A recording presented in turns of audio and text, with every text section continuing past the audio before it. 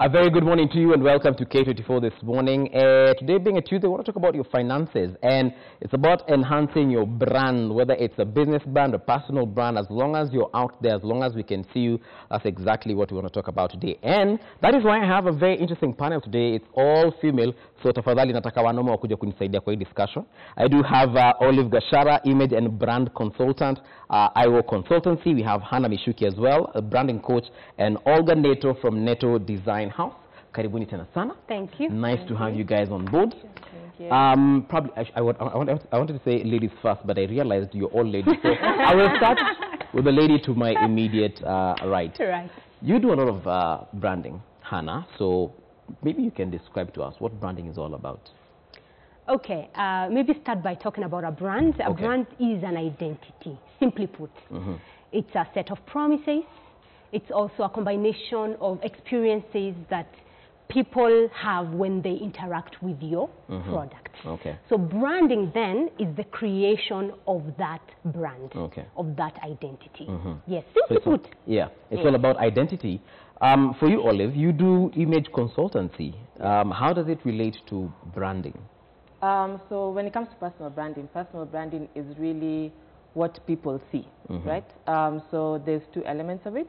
There's first the visual, so how you dress, how you carry yourself, how you walk, how you talk. Okay. And then there's how you dress, how you walk, how you talk. Yes. Even walking. Even walking. Okay. Yeah. So if people talk about how you walk, that means that there's something quite elaborate about it, and is that what you want people to focus on? And then, of course, now there's the content of who you are, so all of that pertains into a personal brand. The content of who you are is sort of how you make people feel, what people talk about once you leave the room, that thing that is etched in people's memory. The one that they'll remember whenever they see you or they see your name. Exactly. Yeah. That now becomes your personal brand. So it's very much tied to image consultancy. All right. Yeah. Nice, quite interesting. What about you, Olga? How would you describe that, branding and image? Branding and image first is you, like the package that you bring on board. Okay. How would I describe you today? I meet you, and how would I talk to Olive about you? So that's the first. To me, that would be the first image that would represent who you are, and so that would be All right, because a lot of time, using myself as an example, a lot of people will say, "Oh, movie is such a noisemaker." So is that my brand? Am I a noisemaker? You see, the thing, are you a noisemaker? Honestly, I don't know. I used to so I don't. Maybe I should call myself Mungala Movie noisemaker. That's how people see you. That's how people perceive you. And everybody does have a brand, whether you know it or not, whether you created it or not, whether you're managing it or not. You already have a brand. Right? So that's what people see you as. When you're not in the room, when you leave the room, that's what they say about you. Movie is noisy. So probably that's what you have shown them that you are. So you want to look at how do you want them to perceive you. If you don't want them to perceive you as a noisemaker, then you should probably stop making noise. I just like Olive saying, I think I like the fact that people think of myself as a noisemaker. Not such a bad idea until we actually sit down in a room and we need to talk about something different. They start thinking, okay, probably he's not a noisemaker. Now, is that something, now coming to you, Olive, is that something that a lot of people do? Outside here, this is what we see. This is the Olive we see, you know, calm and composed. But when you get into that boardroom, you're a complete, you know, different species. Well, for me, what you see is what you get. But what I found with a lot of people in media is, yes, they are perceived as noisemakers, as, you know, all over the place. Funny, not serious. Exactly. And then when you sit in a boardroom with them, then they're serious. And you're like, what? I asked for a million bob and you're like, huh? Disassociation for like 2 seconds. Until you're like, okay, so this person is actually very serious. So I think it works because in media, you do need to have a certain interesting, entertaining character. And if you're calm and composed like Olive, you might not be TV appropriate. Yeah. Right? You think so? Well, unless you're on like Lion's Den or something, then you need to be serious, then it works. But then if you want to keep people entertained all morning, then it needs to be entertaining and funny and quote-unquote noisy. But then, yes, you need to be able to switch between the two such that when people sit down with you, again, it's all about content. It's not just about perception. I get told a lot, wow, you're so nice. Wow. Are you nice? I am very nice. Yeah? I am very warm and friendly. Yes. But I guess the outside persona is that, you know, she's very distant and cold, which again, I think personal branding, the most important thing is being aware of how people perceive you. Yes. Right. And then choosing whether you want to maintain that image or that perception, or whether you want to change it. Okay. The worst thing is not knowing at all and then getting shocked when things are happening to you and you don't know why they're happening. Right. Yeah. Right. So Olga, from what I get from both of them is it's more or less, okay, at least for Olive, she's saying that what you see is what you get. Right. Whether it's in the streets or in a boardroom or at home, I don't know. But, but that for a lot of people, they would say that, for instance, what I said, people look at me as a noisemaker until we sit actually and we need to talk about serious stuff and we start talking figures and numbers and people are like, well, okay, clearly I'm talking to two different people here. Right. Could we say that a lot of our branding and the images that we portray out there could be a fake one? I would say you can create what you want. Some people say fake it until you make it. So it means you create what people would want to see or how you'd want people to perceive you as well. Yeah. A lot of brands, especially, they get to do that so that you get to see what they want to sell. And they pull their own self back and put forward what they want you to see. Yeah. Right. And what we've put out and what we want people to see, is it what they want to, because I mean, if we're talking business-wise, then that is what I want you to buy into. Yes. Is that what we are selling? Yes. Yeah? Yes, that is what we are selling. I don't know, Hannah. Do you think that a lot of, and especially even here in the 254, do you think that a lot of people are necessarily showing what they sell, or it is just an image like ukiingia kule ndani kumeoza? You see, the thing is, that's why you really need to deal with the DNA of a brand. Because first it has to be authentic. Fake it till you make it, fine, but I really like to interact with authentic brands. Yeah. And people like to interact with authentic brands that they can trust, right? And so the DNA of the brand should remain the same across. You are Mbuvi. There are things that you're known for. There are things that you want people to know you for. True. This is K24. There are things that people know K24 for. There's a DNA. But you see, when you start marketing, when you start going out there and selling your product and talking about your product, then the way you communicate it, the voice can be tweaked a little bit depending on who you're communicating to. What does that mean? You could have a brand that is professional, that is bold. You could have a brand that is comical. True. You could have one that is casual, right? So those are separate brands, right? But then when you're communicating it, for example, on social media, there's a language you use on LinkedIn. Yes. There's a language you use on Facebook True. to interact with the people on Facebook and Instagram as well. So the DNA is the same, is legit. Yeah. Yeah, but then the message you put out, then there are different voices you can tweak to do that. So you as Mbuvi, you have that particular brand that you have is in your DNA. It is authentic. Yeah. But then when you're communicating to people like kids, Yes. there's a language you use on them, and that's why people will say you're noisy, you're comical, right? So that's where the difference comes in.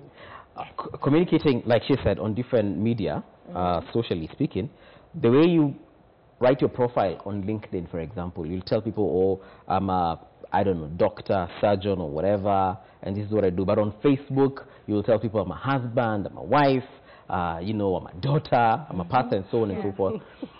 Doesn't that sometimes, so does it mean rather that you need to be a certain person on a certain media and a completely different person on another media? I'm actually of the perception of what you communicate across all platforms should be the same. I even go as far as the picture should even be the same if you can. Your handle should be the same. So if it's Olive Gashara, it's Olive Gashara across all of them, not olive oil on one and Stewart on the other, you know. So of keeping it consistent. Because at the end of the day, even as a professional brand, you're still a husband, a wife, a daughter, a this and a that. So what you put out on Facebook and the way you communicate on Facebook, especially if you have a public brand where you need to be visible quite a bit, I think you should be able to communicate the same way across all the platforms. Because then the only difference is maybe the medium, so maybe Instagram would be more visual than say LinkedIn. But you want people to interact with the same person everywhere they go. And you want to be able to build your brand profile, even if it's to different markets, or to different audiences rather, in the same consistent way. Because if they come here, then they're seeing So here he's a family guy, then in LinkedIn he's not talking about there, he's a family guy, so what's that about? And then on Instagram it's all about selfies, like what's going on over here. So you really want to be consistent across and be the family guy who's professional, who's all about selfies all the time, right? But doesn't that probably, Olga, let me rope you in on this, doesn't that then bring out a different, like, doesn't it make you rigid? Because on LinkedIn, you are the teacher, say. Right. You're a teacher, you're a principal of a high school, of course you're a serious guy. Yeah. Then on Instagram, you're still the principal. Tunakuona na picha yako umeshikilia kiboko, you know. You're there, you know, addressing the parade or in school. And then on Twitter, same thing, you're talking about mathematics and how grades did what. Don't you think that at times there needs to be that fluidity such that if someone actually, a client, potential client, is looking for you, they need to be able to see this professional head teacher, principal. They also need to see the other side of you that is, okay, he's got a family, he's soft-spoken at times, he goes to Diani, he does sky jumping and so on and so forth. Or do you agree with the fact that kuwa to the same kila mahali? So I also think that people, especially if you are a brand, people need to see the other side of you. So example, you're a pastor. Yeah, so we are used to actually I do preach in the house on Sunday. Right? So we do see you always on the screen or in church doing 1, 2, 3. Right. But we also want to see the other side of you, that you can reprimand, or you can play football. So I am also thinking that it's all right to bring the other side of you. Yeah. Yeah, because people want to associate with authenticity. I see Olive wants to say something. I mean, in terms of communication, yes, you can talk about different things, but in terms of your brand profile, so you wouldn't segment it and say on one platform you're a teacher, on the other platform you're focusing on you're a husband and a father, then on another platform you're focusing that you're a TV presenter. You want your brand profile to be the same across the board. Okay, just hold on that because we have a call on the line. Good morning, hello.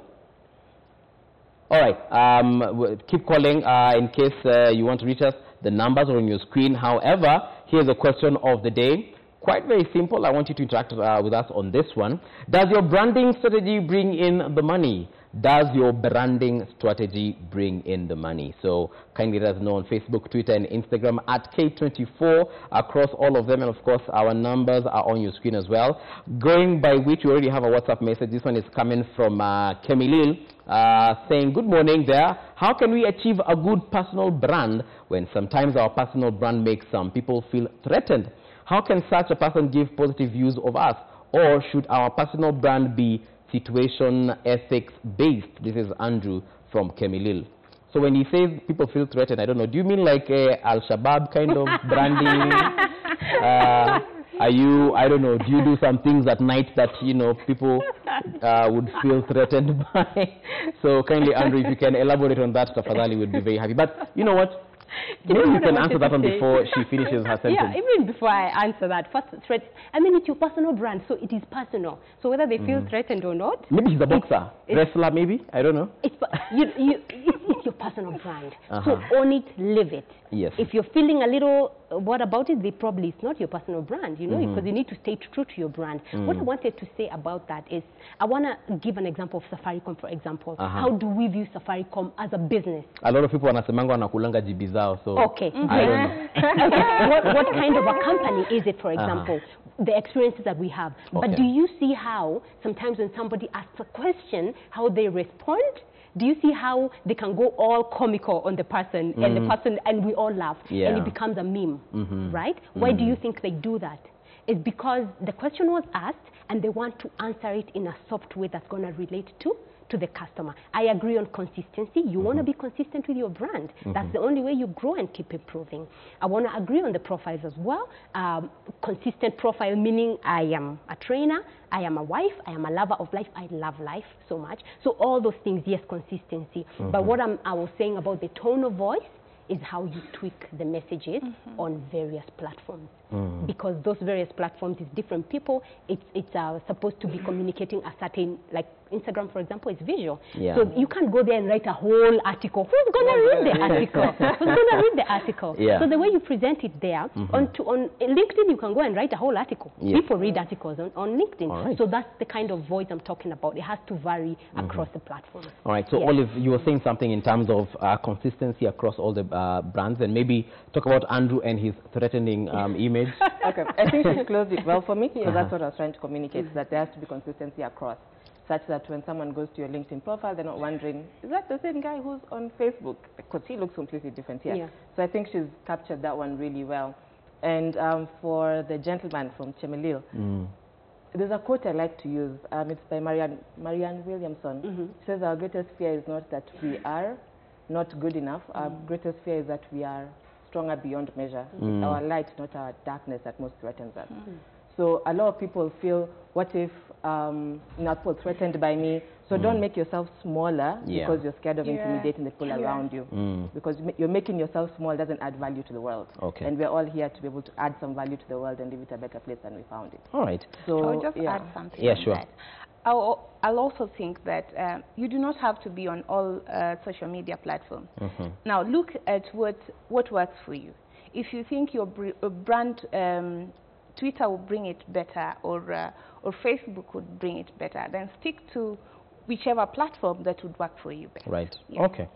We have another WhatsApp message as well. Meanwhile, as we get that message on the screen, tafadhali Andrew from Kemilili, tuambie hii brand yako ni gani? Ningependa tukujua yani. Usijali, tutaficha identity yako. Mwalimu Dismas Keter watching K24 from Cape Keno Academy, Nandi County. My question is, what might be the current trends when it comes to business branding? What might be the current trends? I don't know what he means by that, but you're the expert in branding, so. And that's, you see, that's the mistake a lot of people make when they get into branding. They start following trends. The minute you start following trends and you're trying to create and manage a brand, you go wrong. Reason is, how so? Because then you don't stay true to your brand. You see, the brand, first you've created a brand, and it's a process. It's not something you wake up in the morning and say, bam, I have a brand now, right? So it's a process. And so if all the time anything that comes, you're like, oh, we can add a yellow to that cup. Oh, it would look better with, oh, nowadays people are doing short. Oh, we can add a short. So what happens is if you keep following the trends and copying the trends, then your brand becomes all so confusing. And so if you can get a brand, stay true to it, and you can keep improving it as things go by. For example, you did a brand in 1959, and then now it's the 21st century. So what are people doing? Though you can keep tweaking it depending on how times are going and changing, but not following the trends. All right. So I don't know what he means by the trends, but if you keep following trends, then you can't stay very well true to your brand. All right. We'll still come to that. We have Joshua from Kirinyaga though on the phone line. Joshua, good morning. Morning, good evening. Mambo bro, how are you doing? I say fresh, tunashukuru Mungu bado tukiofia tu mambo ya corona, lakini tunangana. Usiogope, sisi na corona tuko hivi, haitatufikia. Asante kaka. Now allow me to comment on the branding topic. Please do. I don't agree with my panelists today. Yes. Because I don't want to limit branding to paper and pen. Or maybe presentability. In fact, branding is a product of consumer satisfaction. Okay. Every business has a way of making themselves known. For example, yes. If you open a hotel today outside K24 offices, and on the first day you do some very nice mokimo and some very nice mandazi, that becomes your brand, okay? Okay. Even if after 10 weeks you make some not so good mandazi, yes. Someone who got the first impression from day one will be like, okay, I think today was just a bad day. Yes. And that is what branding is all about. People do not buy products merely because of the branding aspect.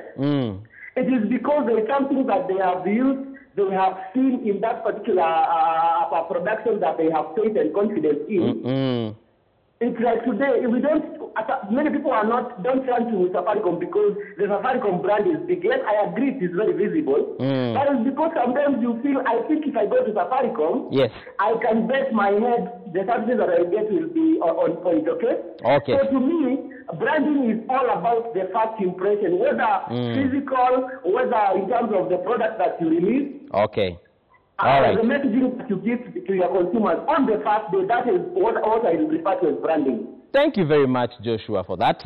Asante na sana.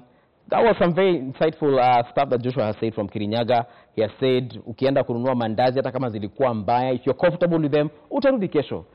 Olive, maybe you could... research. There's research backed. So branding is all about first impressions, yes.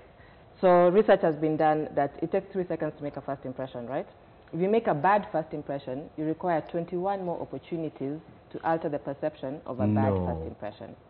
3 seconds? Then you need 21 more times? 21 more times. So if you have one bad mandazi, you need 21 more nice mandazis to forget about that first bad mandazi. So I hope that answers his question or supports what you're saying. Okay. Yeah. Olga, you wanted to say something? No, that has been captured. Okay. By Joshua or by Olive? By Olive and Joshua. There was something that, All right, so, I mean, he's mentioned more or less something that you had said earlier on, and I think all of you agreed. First impressions, comfort in terms of the branding and the trustability of a brand. All right, we do have another caller from Nairobi as well. Good morning. Hello, good morning. Good morning. How are you doing? I'm fine. My name is Delin. Yes, Delin. What is your question or comment? Well, I had a question. I wanted to ask, how do you communicate your value as far as personal branding is concerned? How to communicate? How to communicate your value, yes. Okay. Sawa, Delin. Thank you very much. Okay. All right. As we get the panelists ready to answer that one, let us see what you're saying on WhatsApp as well. Listening to you, I feel I always do the opposite. My personal branding is a total joke. Going forward, I should do things differently. That is Nyukuri Ignatius from Bungoma. All right. He's very open about his situation, and he's saying that it's a joke. What's a joke? Now that we're laughing, I think maybe it's funny. And he has said that he wants to do things differently. And I think in Kenya, a lot of people are probably in a situation whereby they're not even branding at all. Yeah. Going with that mandazi business, a lot of our kibandas are just a kibanda, the usual kibanda next to a sewage, where you just go and buy your mandazi. You don't think about the hygiene of the area, the hygiene of the people who are serving you, and so on and so forth. So maybe commenting on the brands that are a joke, how do you do things differently, like our brother wants to do in Bungoma? Okay, branding is about being unique. Remember, there's nothing new under the sun. So the thing that you want to do, the business you want to start, the product you want to do, other people have done it as well. So branding helps you set yourself apart and become different from them, so that when people are looking for a product, then the noise, because the noise is too much. Everybody is selling something, right? And the reason you do branding is so that you can be able to sell your product. And so you want to brand so that now you become unique. You solve a certain problem, right? Because people are looking for answers. So some brands are a joke. That's a perception. And if people perceive your brand as a joke, then you need to go and look at what exactly are you doing to sell your product out there. And branding is important for every company that wants to be somewhere and that wants to sell. There are some companies which I believe don't really need to do a lot of branding, but those are not many. Like, for example, I mean, if you're selling to only one customer, and your customer is the government, why go through all the trouble, spend all the money to do so much branding, and yet your customer is only one at the end of the day? So anyways, what I'm saying is branding is important for almost every company, and it's good for you to know what you want people to know about you. And the guy who called earlier, he was talking about, he was trying to say how branding is not just about something. Because branding is not just about the logos and the colors. There is deeper. It's deep. How are you connecting with your customers? The emotions your product evokes in the customers' minds when they think about you. How they associate your product. What do they associate it with? So it goes into a lot of things. All right. Colors, experiences, and all those things. And actually, Olive, Delin, who called in, she said, how to communicate your value. And there's something you mentioned as we started when we were defining branding, and you said it's how you walk, it's how you talk, how you present yourself, and so on and so forth. So maybe to answer Deline's question, how do you, communicate the value? I think when it comes to communicating value, it always comes down to price, right? It's always, when it comes to personal branding, more often than not, people who need to build a very strong personal brand are people who are selling their services, right? And when you sell a service, it means that it's you who's actually doing it. And it's also the same thing for entrepreneurs. Even if you're selling a product, at the end of the day, you're still selling a service. And what I've learned in business and in personal brand is that people don't buy into products or services anymore. They buy into people, right? So there's 5 shows going on TV right now. People can choose whatever they want to watch, but then they'll choose to watch based on the people that they like or that they feel most familiar with. So when it comes to creating value, it's really, when it comes down to it and someone asks how much, never underquote. In fact, or let's say overquote, shock them. If someone expects you to charge 15K, charge 150. Wow. And I was taught this by one of my coaches when I started as an image consultant. And she told me, so she asked me, how much do you want to charge for a day? So I said, let's say 50K. And she's like, okay, now charge to 50. I was like, who's going to pay me 250,000? And she's like, no, the more you charge, the more it gives you credibility, for lack of a better word. Because someone is like, for her to charge that much, she must know what she's doing. Exactly. So you create your own value, but then a lot of times, and us as women especially, and it's a good thing that Women's Day is each for equal, us as women especially tend to underprice ourselves. And a man is going to walk into the room with half your qualifications, half your knowledge, and he'll charge double what you would charge. Right. So how do you create your value? Just raise the ante and charge thrice more than what you would instinctively want to charge. Wow. Quite interesting. Maybe Olga, looking at what you do in terms of, I was going through your Facebook profile and I was seeing all these beautiful dresses and your clients and what they wear and all the designs that you've put out there. And I was thinking, from a man's perspective, if I was a single guy, I think I would be coming to your page to look for, chicks that I can holler at. Is that communicating? My God, okay. Is that communicating your value, maybe? No, well, you should look beyond that. So, yes, there's beauty and there's also the creation. So as a business owner, what I would sell is a story. Because a story creates, you want to have your business on a level of sustainable level. So you have to have a story that is sustainable. You're creating stuff that can live beyond. So I'm thinking, as you you communicate this, you have to create something that will last longer, something that keeps somebody coming. Apart from that, it's also the value you give to these people, time, how you talk to them. All this reflects back. So once I had a client who told me, I mean, this is both bad and good. I had a client who once told me that, Olga, you talk to me so well. I wasn't so satisfied with the dress, but you were so nice to me. I had to buy it. I was scared of telling you that there is something still wrong. But then she came back and she gave me a feedback on that. So I had to ensure that going forward, I had to ensure that they are satisfied. Truly, it's just not because I was being very nice to them, but because I was giving them value to their money. Okay. All right. So we take a short break, but when we return, Kumbuka, the conversation still goes on Facebook, Twitter, and Instagram, and WhatsApp as well. Let us know those burning questions you have as far as branding is concerned, rebranding. If you think your brand is a joke, tafadhali pia tueleze. Would like to see what exactly you're talking about. And the people who are saying that their brands are threatening, tafadhali, define that threat. And probably we can see how we will help you. We'll be back after a short while.